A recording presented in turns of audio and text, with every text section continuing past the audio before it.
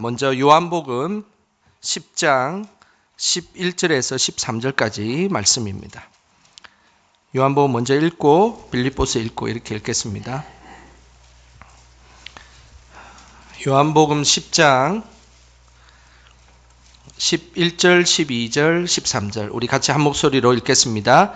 나는 선한 목자라. 선한 목자는 양들을 위하여 목숨을 버리거니와 싹구는 목자가 아니요 양도 제 양이 아니라 이리가 오는 것을 보면 양을 버리고 달아나나니 이리가 양을 물어가고 또 해치느니라. 달아나는 것은 그가 싹군인 가닥에 양을 돌보지 아니함이나. 여기까지 읽겠습니다. 자, 우리 그 다음 빌립보서 2장 6절에서 8절까지 말씀입니다. 우리 신약성경 319쪽에 있습니다. 빌립보서 2장 6절, 7절, 8절. 자, 이것도 한 목소리를 읽겠습니다. 그는 근본 하나님의 본체시나 하나님과 동등됨을 취할 것으로 여기지 아니하시고 오히려 자기를 비워 종의 형체를 가지사 사람들과 같이 되셨고 사람의 모양으로 나타나사 자기를 낮추시고 죽기까지 복종하셨으니 곧 십자가에 죽으심이라. 아멘. 우리 이 시간에는 하나님께서 찾으시는 교사라는 제목으로 우리 장신대학교 김성중 교수님께서 말씀을 전해 주실 것입니다. 요즘에 그 기독교 교육학과에서 아주 뜨는 교수님이시라고 우리 전도사님들이 아주 적극적으로 추천을 하셨습니다. 특별히 교수님 우리 교회 전도사님들이 기독과 출신들이 많습니다. 예, 그래서 아마 교수님이 잘 가르쳐 주셔서 우리 사역들을 열심히 하고 있는 것 같습니다. 우리 교수님 귀한 박수로 환영하도록 하겠습니다.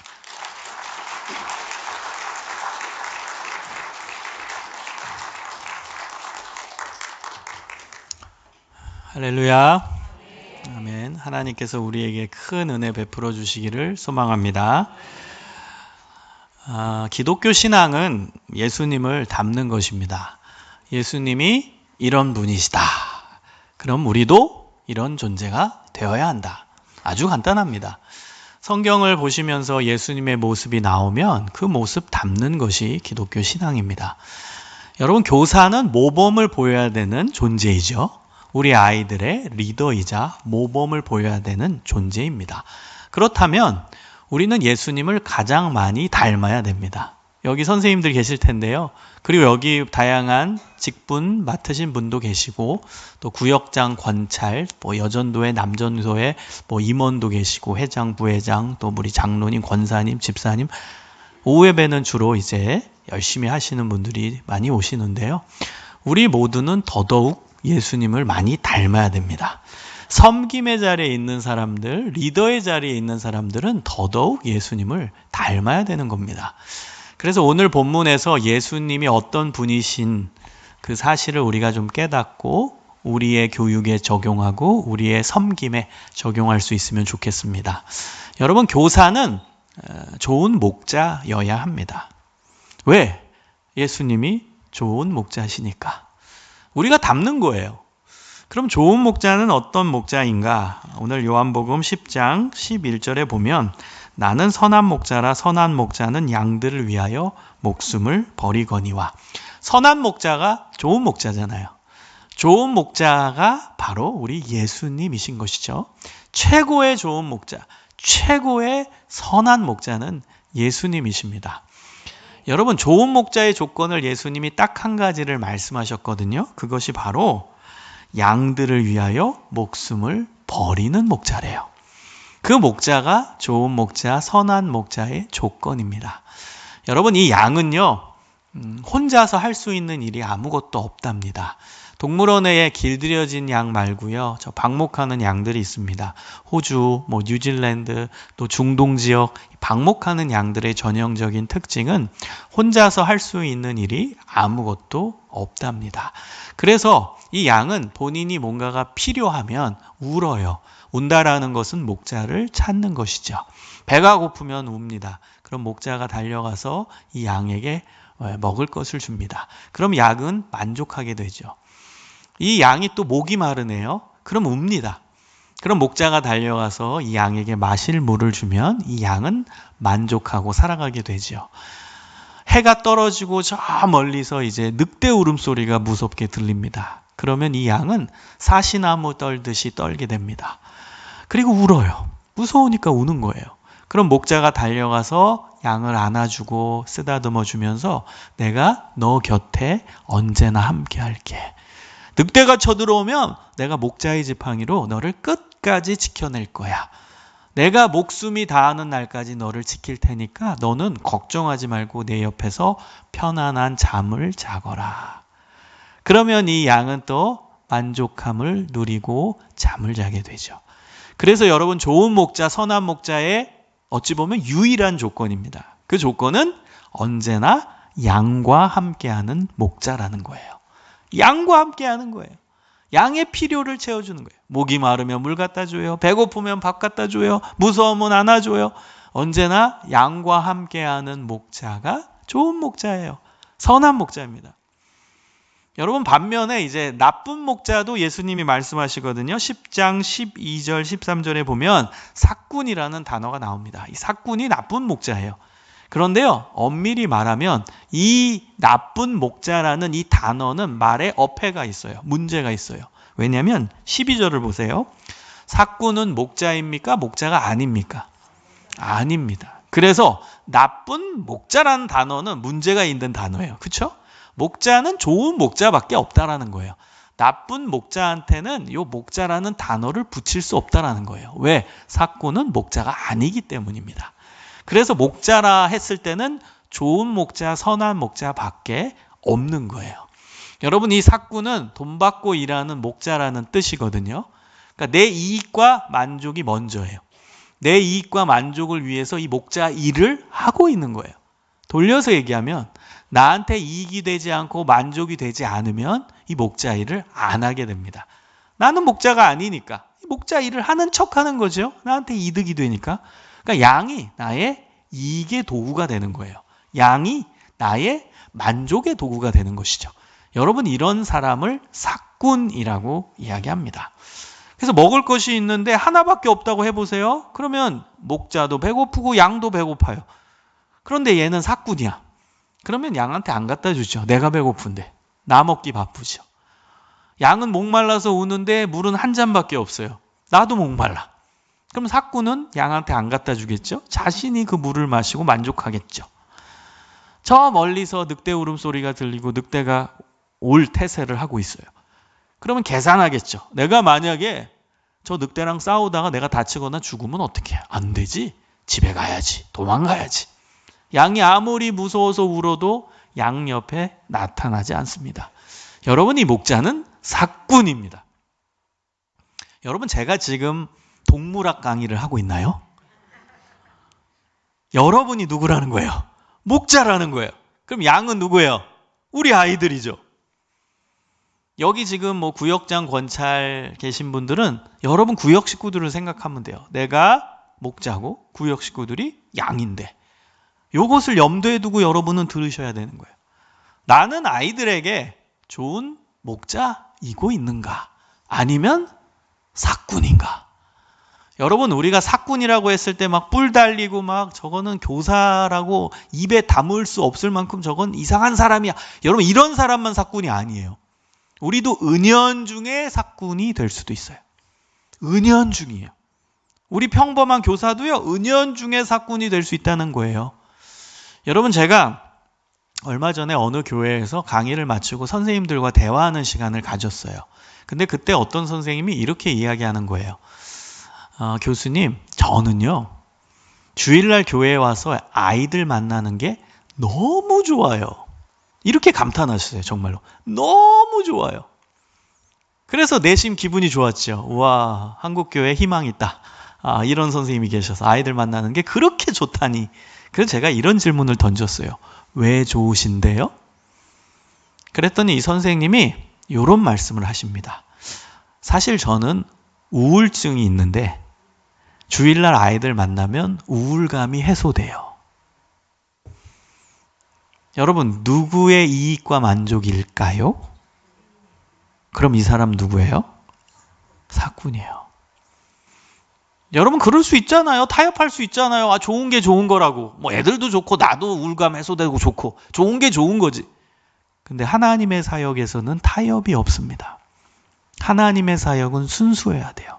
하나님의 사역은 진실해야 돼요. 어찌 보면 하나님의 사역은 엄격해야 돼요. 명확해야 돼요. 여러분 사꾼이 되기도 하고 좋은 목자가 되기도 하고 하면 안 돼요. 우린 무조건 좋은 목자여야 합니다. 순수하게 아이들 옆에 있어주고 아이들과 동행하고 아이들의 필요를 채워주는 좋은 목자여야 한다는 것입니다.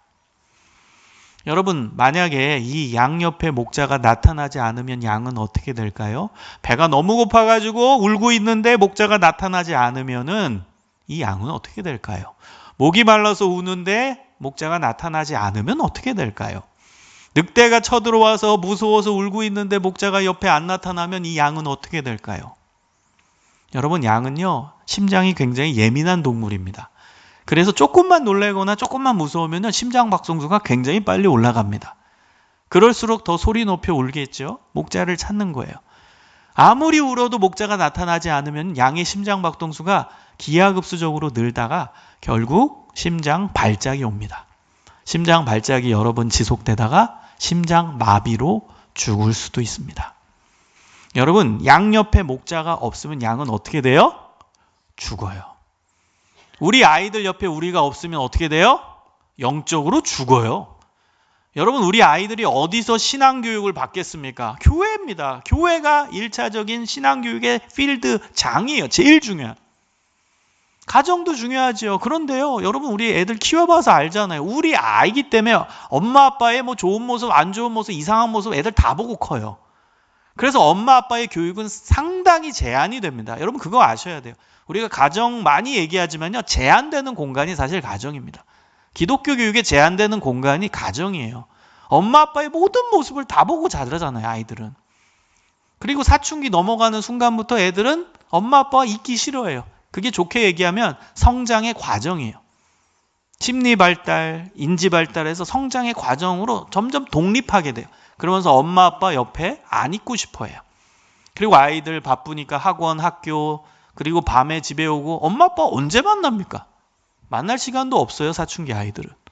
그래서요, 1차적인 신앙교육의 필드는 교회입니다. 교회 학교 교사가 그 역할 감당해 주셔야 됩니다. 아이들 옆에 온전히 있어 줘야 돼요. 안 그러면 애들은 영적으로 죽어요. 얘네들이 어디서 신앙교육을 받겠어요? 어디서 신앙교육을 받겠냐고요? 생각을 해보세요. 선생님이 옆에서 아이들과 함께하지 않으면, 아이들에게 신앙적인 영향을 주지 않으면 아이들은 영적으로 죽을 수밖에 없어요. 여러분 그 절박함을 가지면 좋겠어요. 우리 교회학교 교사가 제일 중요한 역할을 해야 돼요. 아이들에게 신앙의 형성과 신앙의 성장 성숙을 위해 우리가 제일 중요한 존재입니다. 아이들 옆에 있어야 돼요. 동행하는 목자가 좋은 목자입니다. 아이들 옆에 아이들과 동행하는 목자. 근데 여러분 동행의 전제가 뭘까요? 우리가 다 아는 단어입니다. 동행의 전제는 사랑이죠. 사랑할 때 동행하게 되고 사랑할 때 함께하게 되고 반대로 사랑하지 않으면 동행하기 싫고 사랑하지 않으면 함께하고 싶지 않은 거예요. 여러분 불편한 직장 상사와 KTX 타고 둘이서 출장을 가야 된다. 부산으로. 상상해 보세요. 2시간 넘게 둘이서 KTX를 타고 출장을 가야 된다. 생각만 해도 별로죠. 사랑하지 않으면 그 사람과 함께하는 게 싫어요. 불편해요. 반면에 사랑하면 자연스럽게 함께하고 싶은 거예요.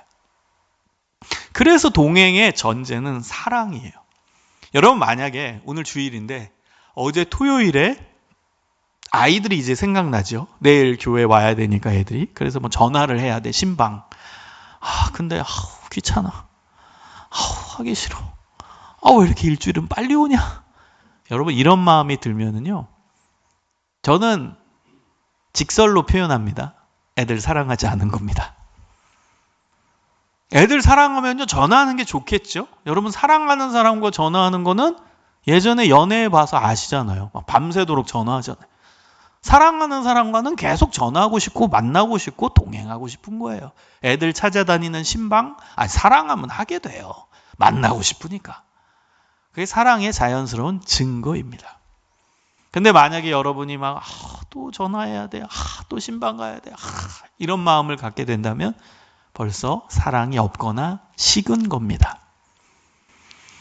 여러분, 우리가 아이들한테 사랑한다, 사랑한다 많이 이야기하는데 과연 성경에서는 그 사랑의 정도와 깊이와 넓이와 강도가 어느 정도 되어야 할까?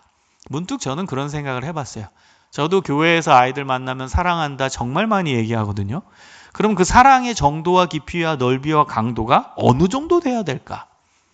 제가 성경에서 찾은 답은 친자녀입니다. 친자녀. 여러분, 왜 그런지 제가 성경적 증거를 알려드릴 텐데요. 그 전에 비유 하나를 들어보겠습니다. 제 딸이 6학년 졸업한 딸이 있습니다. 그 아이가 6학년 때 보니까 집에 한 2시면 오더라고요. 그런데 어찌된 영문인지 오늘은 2시에 오지 않고 2시 반이 됐는데도 집에 도착하지 않았습니다. 공감하고 여러분도 들어보세요. 그럼 엄마 아빠로서 어떻게 할까요? 네, 전화하겠죠. 한 번 할까요? 2번 할까요? 받을 때까지 할까요? 네, 그 전화 돌리는 사이에 시간은 흘러서 3시가 됐어요. 여전히 안 옵니다. 어떡하실래요? 찾으러 나가겠죠. 학교 앞에도 가고 PC방도 가고 떡볶이 가게도 가고 우리 아이 선생님도 만나고 친구들 만나고 얘 어디 있는지를 찾아 헤매겠죠. 자, 그러는 사이에 시간은 흘러서 4시가 됐습니다. 여전히 안 옵니다. 어떡하실래요? 신고요? 벌써? 네, 신고하신대요. 네, 경찰에 신고한다. 4시가 됐는데 벌써 경찰에 신고한다. 네, 좋습니다. 2시에 집에 와야 되는데 지금 4시가 됐어요. 2시간 지난 거예요. 그런데 경찰에 신고한다고 답을 하십니다. 여러분, 경찰에 신고하는 게 큰일이에요? 작은 일이에요? 그럼 아이가 2시간 동안 집에 안 온 게 큰일이라는 거예요? 작은 일이라는 거예요? 큰일이라는 거예요. 누구 입장에서? 엄마 아빠 입장에서. 부모 입장에서는 2시간 지난 게 큰일이에요. 여러분, 근데 엄마 아빠 입장이 아니라 객관적인 타자의 입장으로 생각해 보세요. 2시간이 긴 시간이에요? 고작 2시간이에요. 근데 엄마 아빠 입장에서 봤을 때는 그건 고작 2시간이 아니라 20시간이에요. 여러분, 왜 엄마 아빠는 아이가 2시간밖에 안 지났는데도 왜 가만히 못 있고 뛰쳐나가고 전화하고 그 다음 경찰에 신고할까요? 친자녀니까예요. 답은. 내 친자녀니까. 내가 가장 사랑하는 자녀고 나보다 더 소중한 존재고 절대 잃어버리면 안 되는 존재니까. 내 친자녀니까. 내가 제일 사랑하니까. 이게 답이에요. 여러분, 사랑하면 움직입니다. 사랑하면 뛰쳐나가요. 사랑하면 가만히 있지 못해요. 그래서 사랑하는 사람은 딱 보면 안다고 그러잖아요. 연애하는 사람은 알아요. 여기 청년들 계세요? 얼굴 보면 알아요. 연애하고 있는지 안 하는지. 왜? 여러분, 사랑하면 가만히 있지 못하거든요. 사랑하면 뭔가 티가 다 나요. 여러분, 사랑하면 가만히 있을 수가 없습니다. 예수님의 잃은 양 비유 아시죠? 여기 99마리 양이 있어요. 근데 한 마리 양이 도망갔습니다. 그럼 이 목자는 지혜롭게 생각을 하고 이성적으로 판단한다면 뛰쳐나가면 안 돼요. 맞죠? 왜? 99마리 양이 여기 그대로 있으니까. 만약에 내가 잃어버린 양 한 마리를 찾겠다고 뛰쳐나갔다가 이 99마리 양들이 막 배고파서 울고 목말라서 울고 하다가 목자가 끝까지 안 나타나면 어떻게 된다고요? 죽을 수 있어요. 심장마비로. 그리고 흩어져요. 그러면 더 많이 잃어버릴 수도 있거든요. 그래서 이성적 판단, 합리적 판단을 한다면 뛰쳐나가면 안 돼요. 99마리 양 잘 지키는 게 낫지. 그러나 그 순간 목자에게는 잃어버린 양 한 마리만 보이는 거예요. 잃어버린 한 마리 양만 생각나는. 그래서 이성적 판단이 마비돼요. 합리적 판단이 마비돼요. 그냥 뛰쳐나가요. 여러분, 이게 사랑이에요.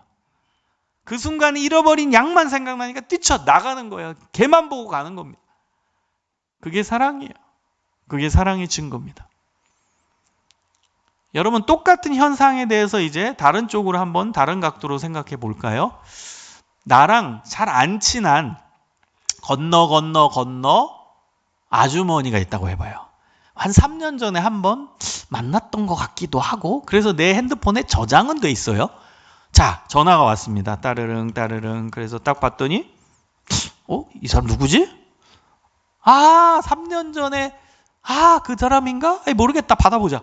딱 받아봤는데 그 건너 아주머니인 거예요. 그분이 나한테 얘기합니다. 아이고 누구 어머님 저예요. 큰일 났어요. 우리 집에 애가 안 왔어요. 우리 아이가 2시에 와야 되는데 지금 4시입니다. 어떡해요. 저희 아이 지금 뭔 일이 생긴 것 같아요. 큰일 났어요. 어떡하면 좋을까요? 여러분 거기에 대해 어떻게 답을 하실래요? 건너 친하지 않은 아주머니가 전화했어요. 아이고 그런 일이 있으시다고요? 큰일 났네요. 뛰쳐나가야 돼요. 아니요 빨리 경찰에 신고하세요. 요즘에 어떤 세상인데 이거 유괴당한 거 아닌가 몰라요. 사고 난 거 아닌가 몰라요. 빨리 전화하세요. 저도 뛰어나갈게요. 이럴까요? 너무나 차분하게 얘기할걸요. 이성적 판단, 합리적 판단으로 차분하게 아이고 어머님 요즘 애들은요 PC방 가면요 게임 음악을 크게 해놓기 때문에 안 들려요 전화가. 그럴 수도 있어요 애들은. 그리고 요즘 애들은요 엄마 아빠 전화 오면 받기 싫어서 무음으로 해놔요. 그러니까요 조금만 기다리시면 알아서 들어와요. 배고프면 저녁 때 되면 오니까요 조금만 기다리세요. 여러분 어떻게 반응하실래요? 대부분 후자일걸요? 여러분 왜 그럴까요? 이게 사랑하고 안 하고의 명확한 차이점입니다. 동일한 현상인데 엄마 아빠는 난리가 나는 거고 잘 모르는 건너의 아줌마의 딸은 내가 몰라. 그냥 사랑 안 하죠. 그러니까 너무나 차분하게 이성이 돌아가는 거예요. 머리가 돌아가는. 그래서 아주 차분해요. 여러분 요것을 그대로 교회 세팅으로 가져와 보세요. 여러분은 우리 귀한 다음 세대 아이들, 우리 염강교회에서 자라나는 다음 세대 아이들에게 부모입니까? 아니면 옆집 건너 아주머니입니까? 여러분은. 여러분 코로나 여러 가지 이제 요인도 있지만 교회 학교의 아이들이 많이 떠났죠.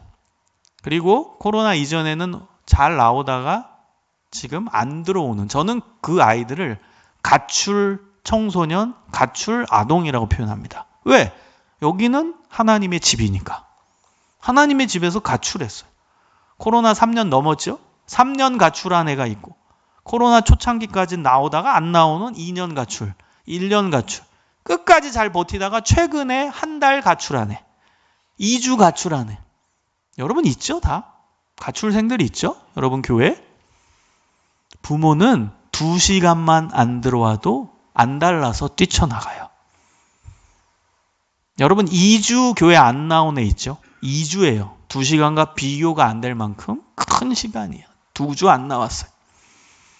어떻게 반응하세요? 난리 났네. 얘 왜 안 와? 얘 어디 간 거야? 큰일 났네. 빨리 전화해봐야지. 빨리 집 앞에 가야지. 학교 앞에 찾아가야지. 얘 왜 교회 안 오는 거야? 얘 왜 하나님의 집에 안 들어오는 거야? 큰일 났네. 여러분 이런 마음이세요? 아니면은 애들은 요즘에 노느라고 안 들어오겠지 교회. 그리고 좀 있으면 교회 돌아오겠지 우리 교회만 안 오나? 옆집 교회도 안 오는데. 알아서 안 오고 알아서 또 오겠지 여러분 이런 마음이십니까? 어떤 마음이세요? 부모입니까? 건너 아줌마 아저씨입니까? 아이들에게. 여러분 마가복음 3장 35절에 보면은요. 예수님이 가족 개념을 말씀하세요. 가족이 누구냐?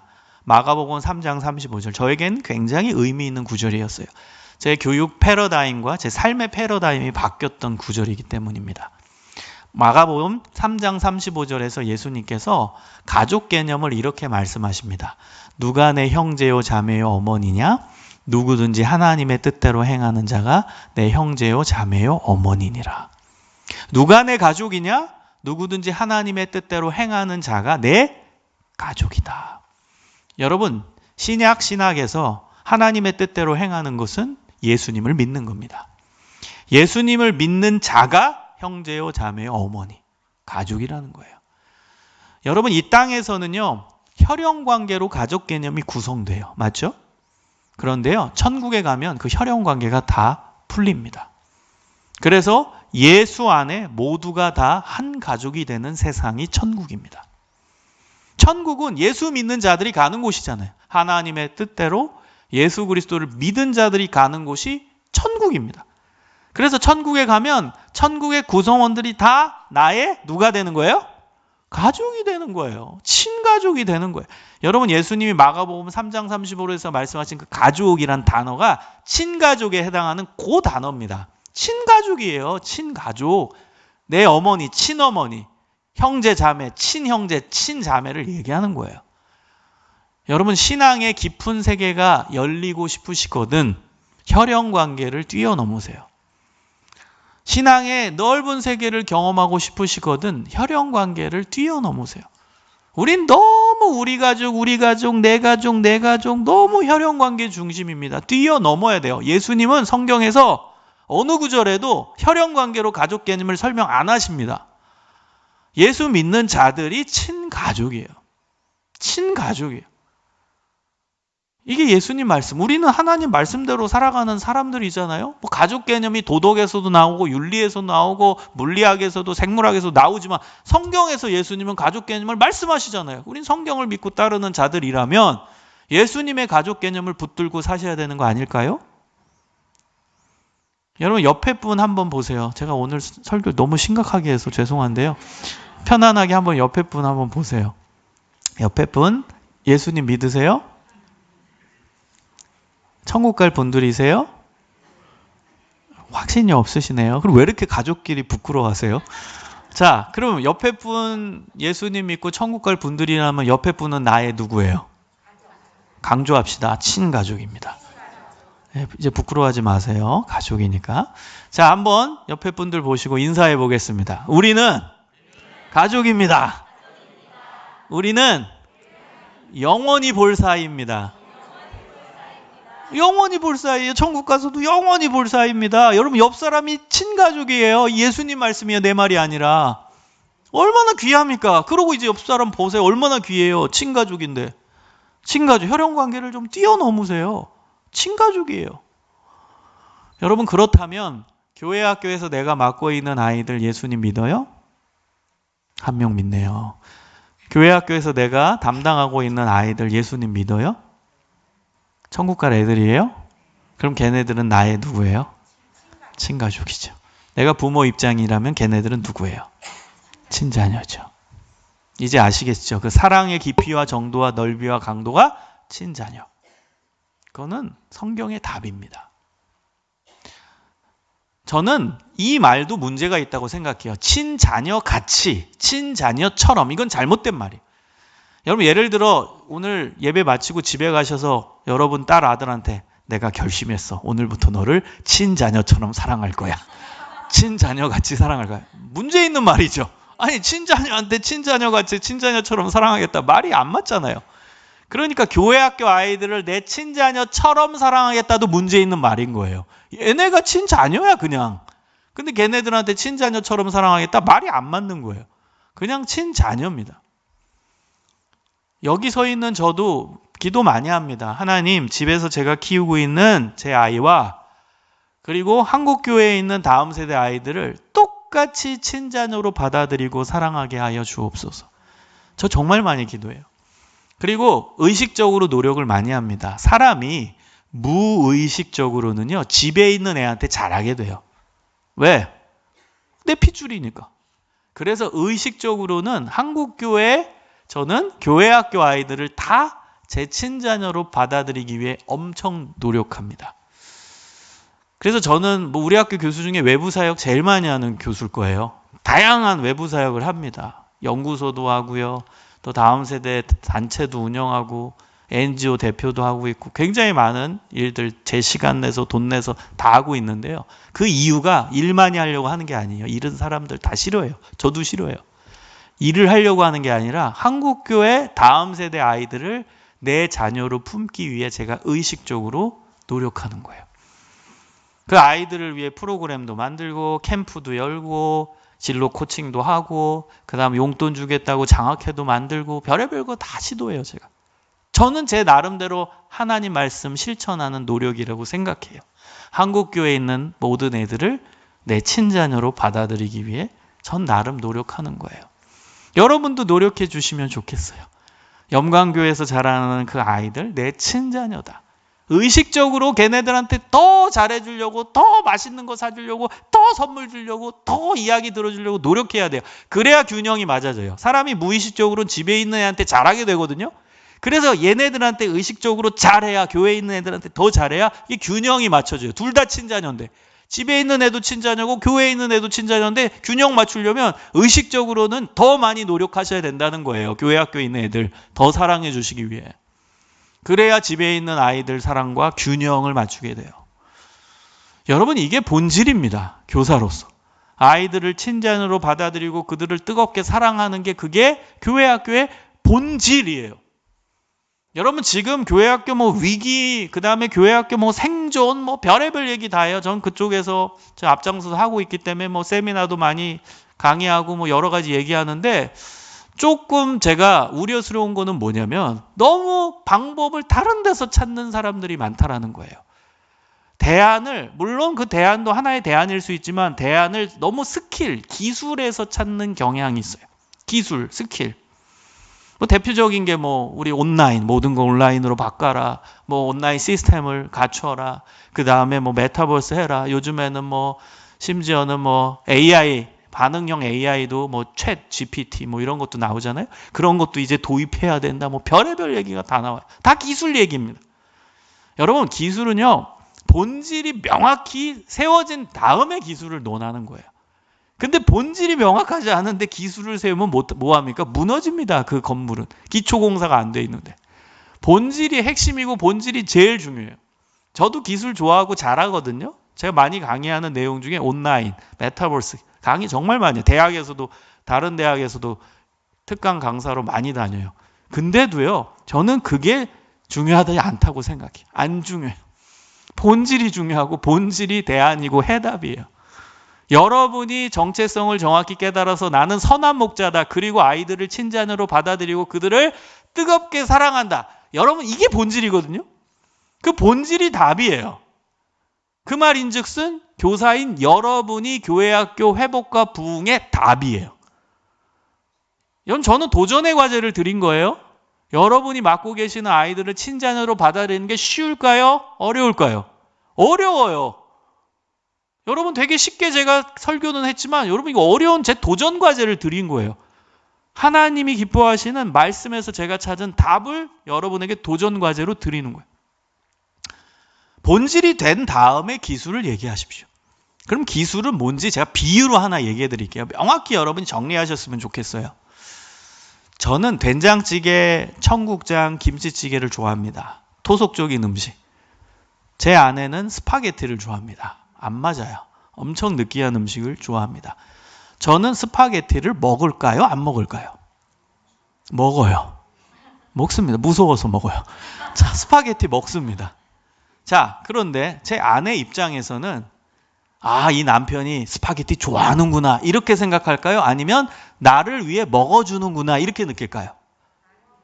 예, 맞습니다. 여러분, 이게 기술에 대한 비유입니다.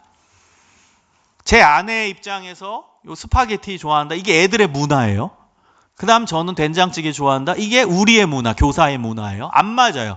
우린 아날로그적인 경향도 있고 문화가 얘네들과 다릅니다. 그런데 우리는 아이들의 문화를 시도하려고 노력하죠. 애들이 온라인 사회 속에 있으니까 온라인도 구축하고 메타버스 안에 있으니까 메타버스로 맵도 만들어서 프로그램도 진행하고 합니다. 제가 마치 스파게티 별로 안 좋아하지만 먹는 것처럼 합니다. 왜 먹을까요? 왜 해야 될까요? 사랑의 표현으로. 여러분, 우리가 아이들 문화에 맞게끔 뭐 기술을 시도하는 건 사랑의 표현으로 하는 거예요. 제가 스파게티 먹는 이 비유 잊지 마세요. 사랑의 표현으로 하는 거예요. 근데 중요한 건 애들의 입장입시다. 애들의 입장에선 우리 선생님들, 우리 염관교회 선생님들은 메타버스도 할 줄 아네. 온라인으로 시스템 다 아시네. 영상도 좋은 거 많이 만드시네. 우리 눈높이에 딱 맞네. 이럴까요? 안 그래요. 제 아내가 저를 향해 스파게티 먹어주네. 이거와 똑같은 거예요. 우리를 사랑해서 그냥 해주네. 이렇게 느끼는 거예요. 여러분, 우리 애들은 지금 사회에서 어떻게 살고 계시는 줄 아세요? 그분들은? 우리 애들은? 최첨단의 IT 기술자들이 만든 플랫폼 안에서 최고의 그래픽 전문가들이 만든 세련되고 화려한 영상 안에, 그래픽 안에서 사시는 분들이에요. 이미 그들은. 거기서 아이돌 가수 콘서트도 보고 계시고 화려한 게임도 즐기고 계시고 거기서 채팅도 하고 계시고 영상통화도 하고 계시고 완전히 전문가들이 만든 화려한 그 영상과 그래픽 안에서 사시는 분들이에요. 우리의 다음 세대, 그분들은. 근데 그분들이 우리 아마추어 선생님들이 낑낑대고서 뭐 만들어낸들, 우와, 우리 영광교회 선생님들은 최첨단을 걸으셔서 메타버스 맵을 만드셨대. 메타버스로 달란트 시장 하신대. 캠프를 여신대. 이야, 최고급이다. 우와, 세련된 자극적이고 우리가 경험해보지 못한 영상과 그래픽이 있대. 손에 손잡고 가보자. 이럴까요? 한번 생각을 해보세요. 상식적으로. 제가 말씀드리고 싶은 것은 하지 말라는 게 아니에요. 제가 분명히 얘기하죠. 저 스파게티 먹는다고요? 해야 돼요. 애들이 그 문화 안에 있으니까 사랑의 표현으로. 그러나 그거 갖고 애들이 눈높이 100% 맞춰서 그것 때문에 교회에 오는 게 아니라는 거예요. 여러분, 많은 교회들이요, 코로나 이후에 온라인으로 전환했어요. 2020년도부터 쭉. 근데 놀라운 건 지금 다음 세대 데이터들이 올라와요. 목회 데이터 연구소에서도 나오고 총회 연구 데이터에서 나오는데 놀랍게 계속 급감이에요. 아니, 우린 온라인으로 다 바꿔서 열심히 하는데 계속 급감이에요. 2020년부터 2022년 거 자료 보면 더 급감입니다. 그 이전보다. 아니, 우리는 노력해서 막 온라인으로 다 하고 있는데 왜 회복이 안 돼요? 왜 급감합니까, 애들은? 왜 더 교회를 떠나죠? 답이 아니란 뜻이겠죠, 이게. 우린 답이라고 생각해서 추진했는데 답이 아니라는 증거 아니겠습니까? 이게 답이면 애들이 회복되고 돌아와야죠, 교회. 답이 아니란 뜻이에요, 이게. 그럼 답이 될 수가 없어요. 제가 지금 상식적으로 설명드린 거예요. 아니, 애들은 이미 온라인 사회 속에 세련되고 화려한 거 경험하는데 교회에서 그 아마추어, 우리 선생님 미안합니다. 저도 아마추어예요. 온라인 기술은. 우리가 만들어낸 애들 뭐 그것 때문에 화려하고 눈높이 맞는다고 애들이 오겠냐고요. 그건 굉장히 나이브한 생각이죠. 여러분, 그것 때문에 오는 게 아니라는 거예요. 그러면 애들이 왜 교회에 오냐? 본질 때문에 와요. 여러분 잘 보세요. 제 말의 어투가 어떤지 한번 보세요. 어감이. 애들이 얘기합니다. 우리 선생님이 메타버스로 달란트 시장 맵을 만드셨대. 우리 선생님이 만드셨으니까 가보자. 여러분, 선생님이 만든 메타버스 맵이 강조되어 있는 거예요? 우리 선생님이 만든 우리 선생님이 강조된 거예요? 이해하셨어요? 그것 때문에 애들이 오는 거예요. 우리 선생님이 만드셨대. 메타버스가 뭔지 그 세련된지 아니고 관심도 없어요. 우리 선생님이 만드셨대. 그것 때문에 오는 거예요. 우리 선생님, 나랑 친한 선생님, 나랑 친분 있는 선생님, 나를 사랑하는 선생님. 그것 때문에 온다라는 거예요. 여러분, 저는 청소년 설교를 많이 합니다. 방학 때는 거의 캠프에 가 있어서요. 그래가지고 뭐 그저께까지 딱 이제 이번 캠프가 종료가 됐어요. 이번 겨울 수련회. 그래서 청소년들한테 설교를 정말 많이 하면요. 이제는 전국에 다니다 보면 저를 아는 애들이 있어요. 캠프 때. 그럼 와가지고 목사님 또 오셨네요. 지난번 어디서 만났는데 막 이래요. 그럼 걔네들은 뒤에 앉을까요? 앞에 앉을까요? 앞에 앉아요. 왜? 저랑 친분이 있고 그 다음 관계가 있기 때문에. 그럼 청소년 아이들한테 설교 1시간 하면 이분들은 뭐 하고 계실까요? 네, 이분들은 주무시는 걸 좋아하세요. 청소년들은요, 다 이제 주무시고 계십니다. 1시간쯤 설교하면. 근데 요 앞에 있는 애들, 저랑 친분이 있는 애들은 이 눈을 까고 있어요. 그리고 옆에 깨워요. 야, 딴 생각하고 그냥 앞만 쳐다봐. 네, 안 웃으시네요. 딴 생각하고 앞만 쳐다봐. 딴 거 해도 되니까 앞만 쳐다봐. 우리 목사님 불쌍하잖아. 우리 목사님이 설교하잖아. 일어나. 여러분, 우리 목사님이 하는 설교에 관심 있는 거예요? 우리 목사님이 하신 거에 관심 있는 거예요? 이게 애들의 특징이에요. 우리 목사님이 설교하잖아. 우리 목사님이. 그러니까 들어. 눈 떠. 그러니까. 여러분, 애들의 특징입니다. 여러분, 이게 본질 아니겠어요? 내가 아이들을 사랑하고 친자녀로 받아들여요. 그럼 그 관계 때문에 애들이 오는 거예요. 교회는요, 교회학교 선생님이 하나님의 모습을 대신 보여주는 거예요. 자애로운 모습, 친절한 모습, 용서하는 모습을 통해 아이들이 선생님의 모습을 통해 와, 우리 하나님의 모습도 마치 이와 같구나.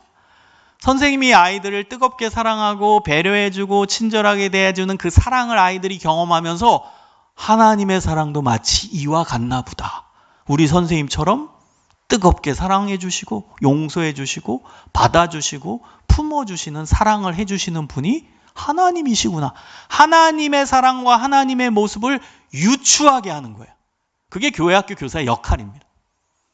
여러분 이게 본질이에요. 여러분 시대가 아무리 흐르고 4차 산업혁명 시대 얘기해도 인간의 공통성은 사랑받고 싶어 합니다. 사랑받고 싶어. 이거는 인간의 공통성, 그냥 DNA 안에 있는 거예요. 여러분 어르신들 여기 나이 젊은 사람 상관없이 우리 사랑받고 싶잖아요. 그 인간의 욕구, 가장 기본적이고 중요한 욕구입니다.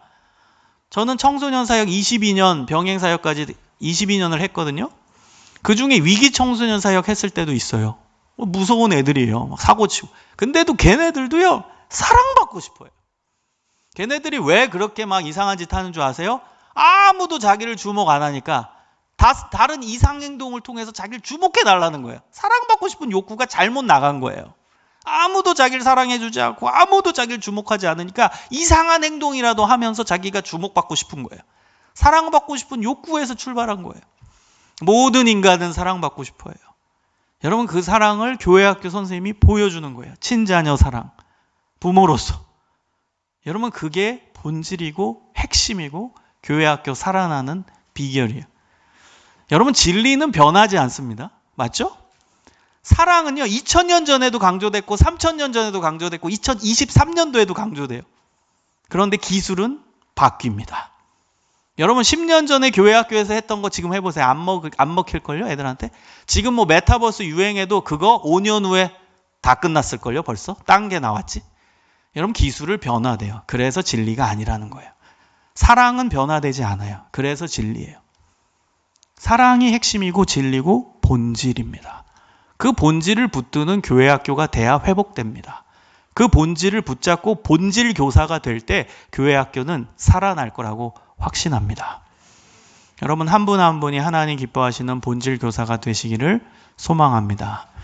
여러분 이렇게 본다면요. 지금 연령대가 좀 다양하세요. 여기 선생님들 뵀을 때 너무 좋아요. 교회학교 교사의 연령대는 다양한 게 좋아요. 왠 줄 아세요? 제가 오늘 기술을 강조하지 않고 본질을 강조했어요.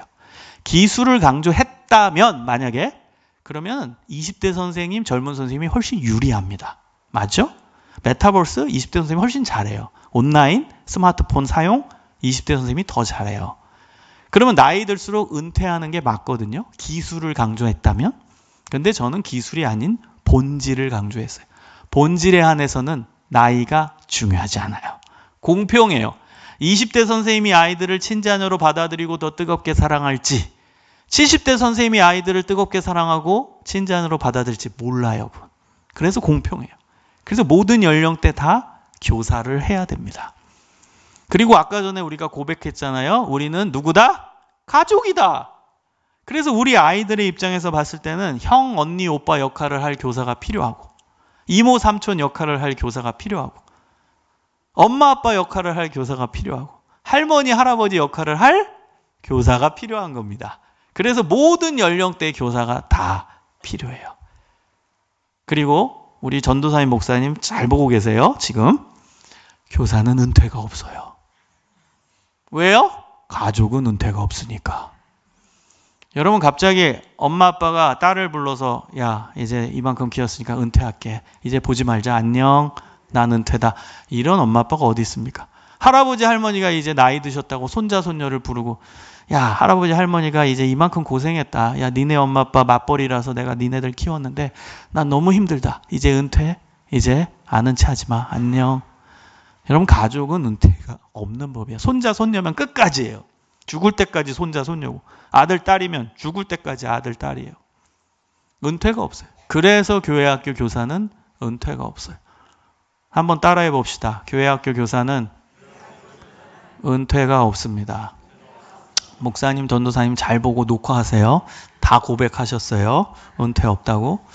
은퇴 없습니다. 여러분 끝까지. 이거 사명이라는 건 죽을 때까지 하는 거예요. 그게 사명이지. 사명이 이거 하다 저거 하다 뭐 이거 하다가 뭐 힘들면 안 하고 이게 사명이겠습니까? 사명은 끝까지 하는 게 사명이에요. 그 사명자로 여러분 하나님 기뻐하시는 사역 감당하시기를 소망합니다. 여러분 짧은 이제 마지막 시간에 이제 남은 시간 동안 제가 한 말씀만 더 드리면은 두 번째 우리가 읽었던 본문에서 예수님은 우리의 코치이셨어요. 코치. 그래서 예수님을 닮아서 우리도 코치가 되어야 돼요. 저는 성서적 코칭을 연구하는 사람입니다. 코칭 요즘에 뭐 각양각층에서 이야기하고 다양한 학계에서 얘기하는데 저는 성서적 코칭을 이야기합니다. 그런데요, 이 코칭이야말로 가장 성서적이고 코치야말로 우리의 모델이고 예수님의 모습을 대신 보여주는 하나의 모델이 코치라고 저는 생각해요. 그래서 우리 교사는 코치가 되어야 된다고 확신을 합니다. 여러분 우리가 뉴스를 보거나 스포츠 채널을 보면 익히 접하는 단어가 있습니다. 트레이너라는 단어, 그 다음 코치라는 단어 들어보셨죠? 많이 들어봅니다. 우리 헬스장 다니시는 분은 헬스 트레이너 이렇게 표현을 해요. 자, 트레이너가 하는 교육을 트레이닝이라고 하고 코치가 하는 교육을 코칭이라고 합니다. 그런데요, 이것은 완전 다른 개념이에요. 교육은 이 두 방향인 거예요, 사실. 트레이닝이냐, 코칭이냐. 두 가지 방향으로 나눠지거든요, 교육은. 근데 이제 트레이닝은 그 단어가 트레인에서 온 거예요. 기차지요. 트레인은 기차입니다. 제가 4시에 KTX를 타고 그 다음에 대전에 가야 된다. 가정해 봅시다. 근데 제가 좀 늦어서 4시 1분에 도착했습니다. 그럼 기차는 저를 기다리고 있나요? 출발했나요? 네, 제가 돌아오라고 해도 안 돌아와요. 여러분 주도권이 기차에게 있나요? 손님에게 있나요? 기차에게 있죠. 그 기차가 교사고 손님이 아이들인 거예요. 교사 주도인 거예요. 내가 가니까 넌 따라와. 내가 이거 가르쳐 줄 테니까 넌 무조건 믿어. 내가 이거 숙제 내줄 테니까 무조건 해와. 과거의 전통적인 주입식 교육, 교사 주도의 교육. 이게 트레이닝입니다. 근데 우리는 그 트레이닝을 하는 트레이너가 아니라 코칭을 하는 코치가 되어야 한다는 거예요. 여러분 코치는 영어로 COACH인데 영어 사전에서 찾으면은 마차라고 나옵니다. 우리 어머님들이 좋아하는 가방 브랜드죠. 마차. 여러분 그 코치 가방을 잘 보면 브랜드 마크가 마차가 그려져 있어요. 코치가 마차이기 때문이에요. 더 정확히 얘기하면 중세 유럽의 헝가리 지역에 있던 마을 이름이 코치였어요. 거기서 첫 번째로 마차가 만들어졌습니다. 여러분 마차는 지금의 택시와 같아요. 손님을 기다려요. 손님이 타면 손님이 원하는 대로 갑니다. 여러분 주도권이 마차에게 있나요? 손님에게 있나요? 손님에게 있죠. 이 마차가 교사고 손님이 아이들이에요. 아이들이 주도권을 갖는 거예요. 그럼 마차의 역할은 뭐예요? 손님의 필요를 채워주는 거예요. 가자는 곳으로 가는 거예요. 그럼 교사의 역할은 뭐예요? 아이들 눈높이를 맞추고 애들의 필요를 채워주는 거예요. 근데 그 필요라는 게요, 우리 인간의 필요는 3가지로 나눠져요. 육체적인 필요, 정신적인 필요, 영적인 필요입니다. 예를 들어 어떤 아이가 교회에 와가지고 선생님 오늘은 왜 이렇게 배가 고플까요? 피자 좀 사주세요. 무슨 필요? 육체적인 필요.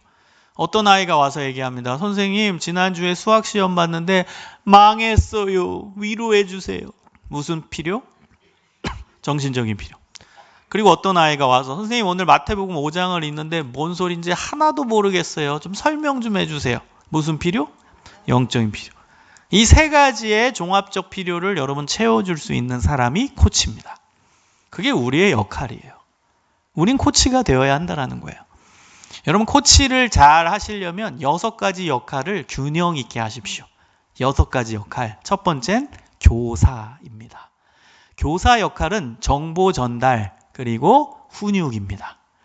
여러분 우리가 말씀에서 알려주는 게 사실은 다 정보 전달이에요. 애들한테. 그렇죠? 갈릴리 호수가 이렇게 생겼단다. 그 다음에 뭐 성경에서 뭐 예수님 제자는 12명 누구다. 이게 다 정보 전달이잖아요.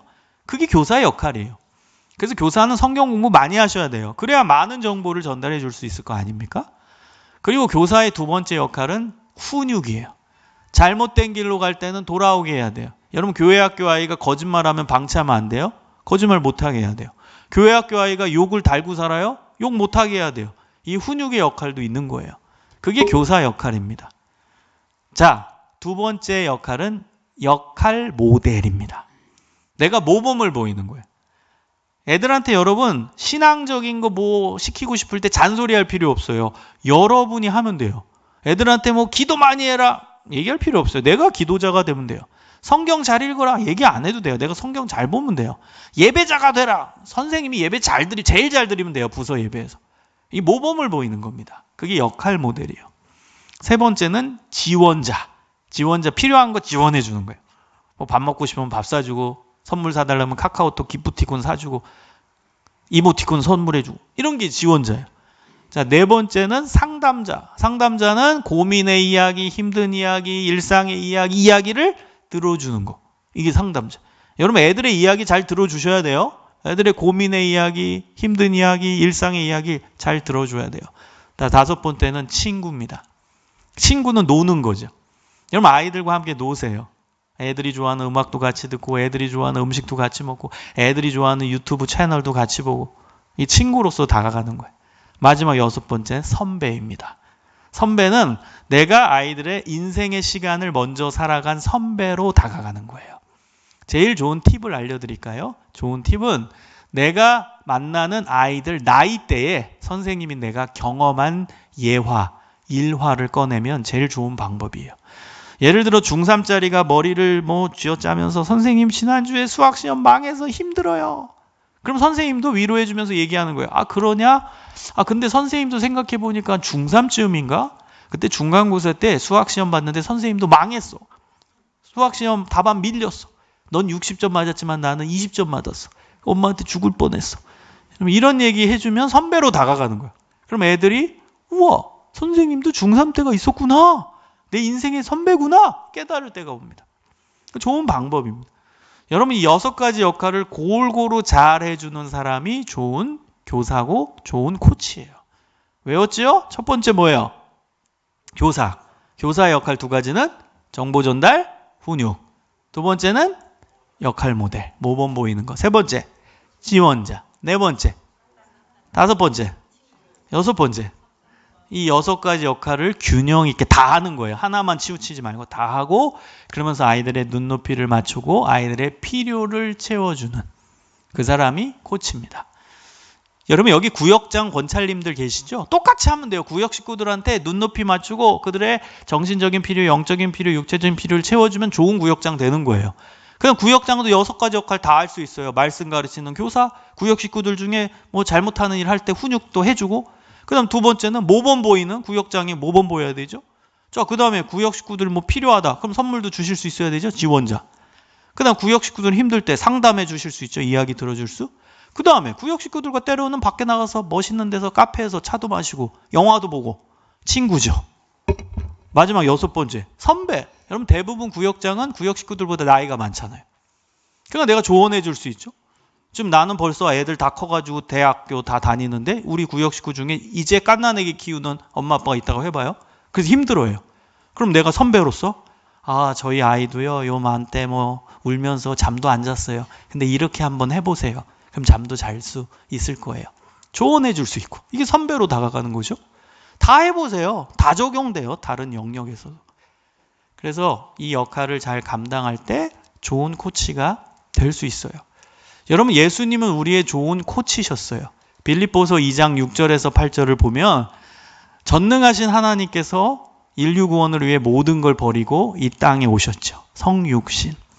근데 보통 인간의 모습이 아니라 인간 아래 종의 모습을 갖고 오셨죠. 우리의 눈높이를 맞추셨잖아요. 아까 코칭의 정의 봤죠? 눈높이 맞죠. 그리고 우리의 필요를 예수님은 채워주셨죠. 예수님은 갈릴리 마을에 가난한 자들에게 먹을 거 주시고 병든 자들 고치시면서 육체적인 필요를 채워주셨죠. 그리고 예수님은 갈릴리 지역에 정신적으로 고통받고 힘들어하는 사람 위로하시고 그 다음에 이야기 들어주시는 정신적 필요를 채워주셨고 그 다음 예수님은 하나님 말씀을 가르치시고 그 다음 율법을 재해석하시고 복음을 전파하시면서 영적인 필요를 채워주셨죠. 그리고 예수님은 6가지 역할도 다 하셨죠. 말씀 가르치시는 교사셨죠. 잘못된 길로 갈 때는 올바로 가르치셨죠. 2번째 예수님은 무엇이었어요? 역할 모델, 모범 보이시잖아요. 본인이 먼저 삶의 모델을 보이시죠. 예수님 지원자, 필요한 거 다 채워주시죠. 4번째 예수님 상담자. 여러분 예수님과 성령님의 공통된 별명이 뭔지 아세요? 보혜사. 요한복음 14장에 예수님이 보혜사라고 본인이 말씀하시고 또 다른 보혜사를 너희에게 보내겠다. 성령님이죠. 보혜사가 헬라어로 파라클레토스인데 번역하면 상담자예요. 예수님 우리의 상담자. 다섯 번째, 요한복음 15장 15절에 예수님은 우리의 친구. 여섯 번째, 예수님은 우리 인생의 고난의 선배셨죠. 예수님이 공생의 3년간 고난을 당하시고 그리고 마지막 십자가에서 인간이 느끼는 최악의 고통, 고난을 경험하심으로 인간의 모든 고난을 공감하시는 고난의 선배셨어요. 어때요? 예수님 최고의 코치 맞죠? 그래서 예수님 우리의 코치니까 우리도 마땅히 우리 아이들에게 좋은 코치가 되어야 되는 것입니다. 여러분 이것은 부모 역할도 해당돼요. 부모도 우리 아이들에게 좋은 목자, 좋은 코치가 되어야 되고 교사도 좋은 목자, 좋은 코치가 돼야 되고 구역장 권찰도 좋은 목자, 좋은 코치가 돼야 되고 선교회 임원들도 좋은 목자, 좋은 코치가 돼야 돼요. 우리 한 사람 한 사람이 오늘 말씀 붙들고 하나님 기뻐하시는 귀한 일꾼들 또 섬김의 리더들이 되시기를 주님의 이름으로 축원합니다. 기도하겠습니다. 하나님 감사합니다. 하나님 기뻐하시는 교육이 이루어지기를 소망합니다. 우리 한 사람 한 사람을 선한 목자로 세워주시고 좋은 코치가 될 수 있도록 인도하여 주옵소서. 저희들에게 지혜와 은혜와 능력과 영육 간의 강건함을 허락하여 주시고 우리 아이들을 뜨겁게 사랑하고 친자녀로 받아들이게 하여 주옵소서. 우리 영광교회와 동행하여 주시고 이곳에서 자라나는 모든 다음 세대 아이들이 주님 기뻐하시는 자녀로 세워지게 하여 주시옵소서. 예수 그리스도의 이름으로 기도합니다. 아멘.